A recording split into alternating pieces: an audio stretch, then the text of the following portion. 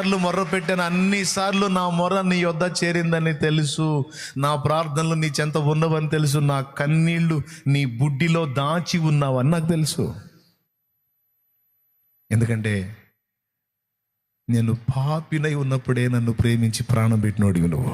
నేను మంచోడినై మంచిదాన్నై ఉన్నప్పుడు కాదు, నేను పూర్తిగా చెడిపోయిన స్థితిలో, చచ్చిన స్థితిలో, నీకు శత్రువుగా నడుచుకున్న దినానే నన్ను ప్రేమించి, ఆ చెడిపోయిన దాన్ని ప్రేమించి చచ్చిపోయినోడు అని నాకు తెలుసు. నువ్వు నా కోసం ప్రాణం పెట్టినోడు అని నాకు తెలుసు.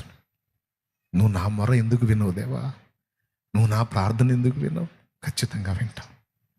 కానీ నా నిరీక్షణను, నా విశ్వాసాన్ని నువ్వు పరీక్షిస్తున్నావు. ఏదేమైనా అన్యుల దగ్గరికి వెళ్ళి చేయి చాపను, మరొక దారి నేను వెతుక్కోను. నా రక్షకుడివి, నా ప్రియుడివి, నా రాజువి, నా ప్రభువి, నా దేవుడివి, నాకున్న ఆధారము నువ్వే. నీట ముంచిన పాల ముంచిన నువ్వే.